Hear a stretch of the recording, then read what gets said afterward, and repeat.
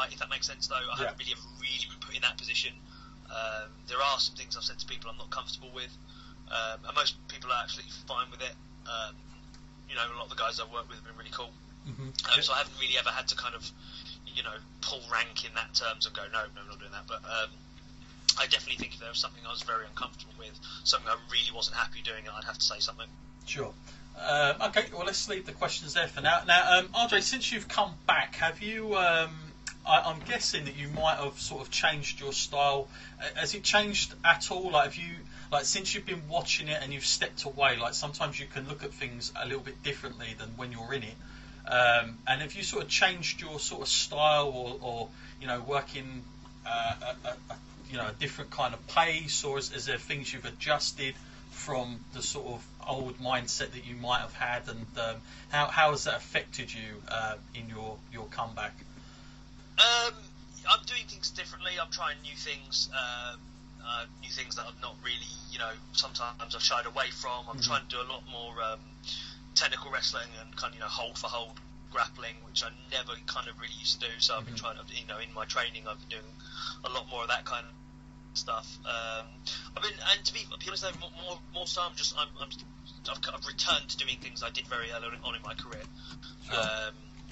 Which I haven't done for a long time. I mean, I was when I first became a wrestler, I was massively inspired by like the WCW cruiserweights. That was kind of, you know, what captured my attention and what captured my eye was all that kind of stuff. And then, you know, watching the Cruiserweight Classic this summer on WWE has kind of reinvigorated my my love for that style of wrestling as well. So yeah, I think it's kind of I'm doing just enough to kind of show people that I can keep up with some of the younger guys, and also just trying out some new things as well. So, you know, I've been trying to have that sort of balance between a technical and a high flying style.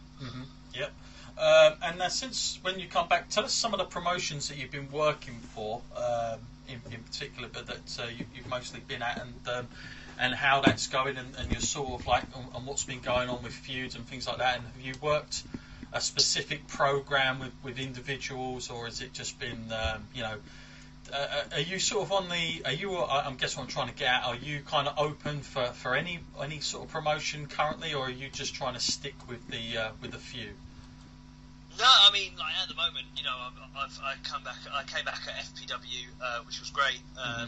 You know, big thanks to the FPW guys for having me back. And obviously, you know, I've got more involved at 4FW, so my role in 4FW has evolved a bit from just being a manager now to we've sort of got a stable called the Three Kings, of which I've just recently won the tag team titles with Rishi Ghosh, which has been really phenomenal as well. You know, I've done a handful of shows for IPW, returned to IPW, and did a few shows there as well. So, and I debuted in Leicester Championship Wrestling at the beginning of October. Right. Debut for them, had a debut for Hope Wrestling. I had a lot of debuts actually this year since coming back. Debuted at quite a lot of places. I'm debuting for Kapow at the end of next month as well. So it's been quite refreshing actually. I've worked in a lot of new places this year, you know, which I hadn't worked in the previous year. So it was really great to kind of get to some of these new promotions and get to meet people and work with some new guys who I'd not worked with before. So, and you know, like I say, yeah, I'm willing to kind of work with any promotions really, and try, you know, try new things, work with all kinds of different people. So yeah, whoever's there wants to book me, I'm available. Well, I mean, the other thing to that, I mean, you must have quite a busy schedule. I mean, you know, last time you was on, in fact, I had loads of emails after, and I was saying, how's he working like a kind of full-time job kind of gig in a school, and yet he's still able to, you know, at one point he was wrestling as well. What is like I mean, do you get time for, do you sort of have set periods where, you know, you might head to the gym or train and then get to these shows? Have you got like something laid out and planned, or is this just like as it comes and you just kind of work around it? Yeah, I mean, I kind of have to these days. Like, I mean, if it was up to me, I'd be doing wrestling every weekend. But being 35 years old and married, it's not really an option. So I have to. It's all about balance, really. I have to kind of balance things up. Like, there are times when work, school is really busy. We go through really busy periods and stuff. So, heading into December, we're going to be really busy with lots of Christmas stuff and things like that. So I kind of have to balance things because what's really nice in the last year or so, I've had a lot of calls to do training sessions and seminars, which has been really great, which I've really enjoyed doing. Like I've been up to House of Pain. I've wrestled a couple of House of Pain shows, but I've also done a seminar for them. I did a recent seminar at Lucha Britannia. And I take training sometimes down at the Projo, which is the Progress Wrestling School, a couple of times as well. So, and I just have to kind of just look ahead really and balance things up and kind of say, okay, when have I got time to do this and things like that. So I mean, at the moment I'm a deputy head teacher and I'm non-class based, so I only actually teach in class once a week on a Friday. So it's actually because I don't have evenings of marking to do. My evenings are a little bit freer, so I can get to training a bit more, or I can do, if ever weekday shows come up, I'm a little bit more available to do that. So, and I kind of just have to balance the weekends really. I have to kind of look ahead and sort of say, okay, when's family things happening? When me and my wife got social engagements we need to go to, and when can I do shows, and I kind of just have to balance it like that. So it's basically like I'm constantly looking at our calendar.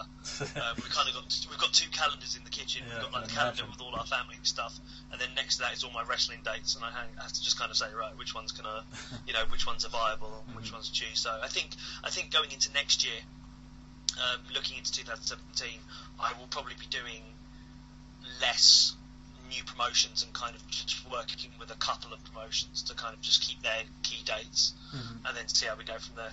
Yep. Yeah, that sounds sensible. Okay, let's take some questions. Where we got? Oh, here we go. Interesting name. Stay Lucky. This is from. I recently listened to you on your last appearance on the podcast talking about NXT. Was interested to know if NXT is a personal goal of yours now you are back in the ring. Honestly, no, because as I said, here's an interesting thing. Okay, I'd say no. So I'm saying off the top of my head in that, like, I'm not actively seeking to do it. I know a lot of guys are, and there's a lot of guys in this country who I've got my fingers crossed for, and really hope that they get their opportunity and things like that. But one thing I've really learned over this year is, I think. WWE has changed the landscape again and this is the interesting thing with WWE, because WWE basically dictates the landscape in my opinion.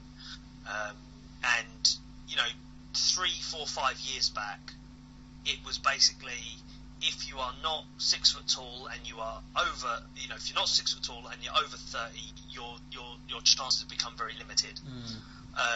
However, they're doing things differently now. Like people like Bobby Roode and Eric Young that are just being signed to NXT now, aren't they? Like AJ Styles, who is way over 30, under 6 foot, and yet he's WWE champion.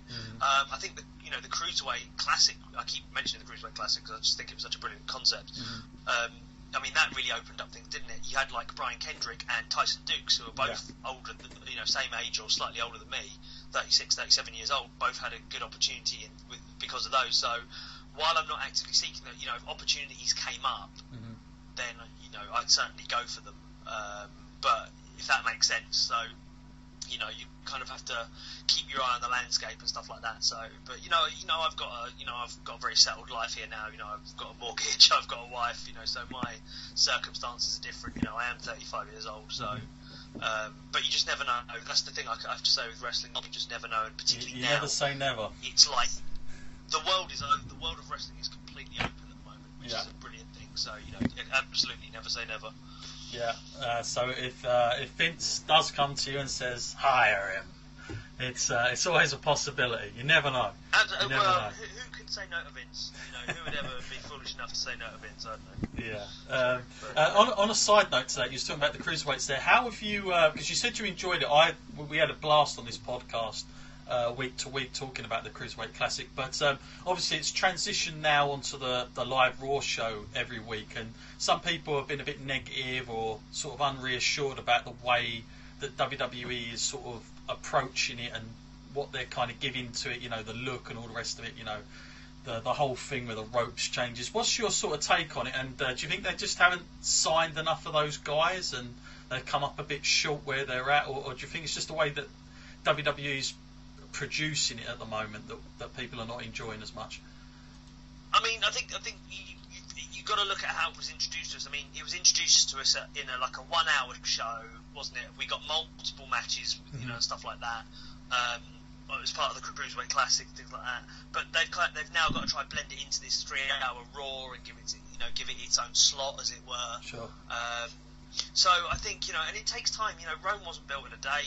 You know, these things, you know, they take time to develop, and they take time to kind of re-educate people about and things like that. You know, you got to remember, WCW Nitro back in the late 90s wasn't, you know, 2 hours of cruiserweights. It had to balance up with the other stuff as well. So, I think it's a shame that I don't know. Part of me feels it's a shame that it's just exclusive to Raw. But there's, you know, I think, you know, personally, if it was me, and I'm not the one in charge of WWE, I don't think I would have. I don't like the fact that they've got 2 women's titles and 2 tag titles and things like that. Yeah, it's kind of gone backwards a little bit with that. I think it would have been, you know, personally, I would have preferred it being exclusive to each brand, and therefore you would tune into that brand for that thing. So, like, even though I know, you know, so for example, like, you know, Cruiserweight's on Raw, the tag titles are on SmackDown, or you know, the women's titles on SmackDown. So, but then again, there's problems with that as well, because that means, are you only ever going to see tag matches on one brand and only ever see women's matches on one brand? So it's a very tricky situation to get around. So, but you know, like I say, the Cruiserweight division, as it were, in its current incarnation, is still very much in its infancy. So, you know, you've got to give it more time. Totally agree with that. Okay, thank you for that question, Stay Lucky. Kevin now from Plymouth emails in. British wrestling on TV has been the most overspoken topic of the past 20 years throughout all of British wrestling, in my experience. Do you think people in and out of the business focus way too much on TV deals? Also, do you like shows such as Wrestle Talk? Where that comes from, but I mean, you've been around in the business now for a long time, RJ. I mean, probably for a lot of that, and you must have heard, you know, people sort of going, you know, this is all it takes is British wrestling to get back on telly. Has that been something that we have always had some sort of huge, vast focus on, or is it just, you know, that's just how the perception's been?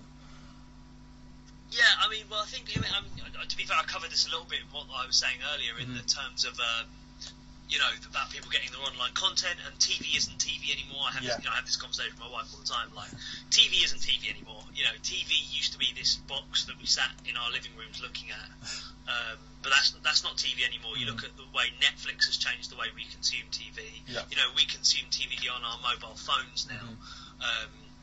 So, you know, the whole way TV has changed has had a massive effect. And as I said, a lot of companies aren't focusing on getting on TV. They're focused on their online content and getting their YouTube channel on demand, things like that. But interestingly though, just as we say this, announced 2 weeks ago was the pilot being filmed for World of Sport on ITV, which is really interesting. And I'm really intrigued to see how that actually pans out. You know, my best of luck to everybody involved in that, because if it does end up back on a regular slot on TV, that is great. But I think, like I said earlier, around the sort of mid to late 2000s, we were always talking about TV, but I feel like the TV talk has been less and less in the last couple of years, because there's so many other avenues to getting your stuff out there rather than it just being on TV. Yeah, no, I'm with you on that one. Yeah, it's quite. I was quite surprised when I heard about the pilot show. You know, after all these years, ITV sort of going back into it. I don't know how that's come about and whatnot, but I know for a long time now that whether it's true or not, these, you know, wrestling and rumours are like anything. they're always there. But exactly. But there was always a lot of people saying that WWE was sniffing around the content of World of Sport, but ITV had always resisted some incredible offers, and it kind of got me thinking, you know, why on earth would they sit on something that they really don't even show? They don't even sort of air that content, you know, sort of early hours of the morning or anything like that. So, you know, if this is something that is in the pipeline, they've got a nice history there as well that they can kind of adapt to whatever goes on forward. But yeah, I'll be interested to see. I'm like you. I'd like to see, you know, wish everyone who's involved with that the best of luck. If that did come about. I'm assuming that's something you definitely want to be involved in yourself. Oh, and, absolutely. It'd be great to see your character. Like, if that is something, if that is something that does go ahead and it becomes a thing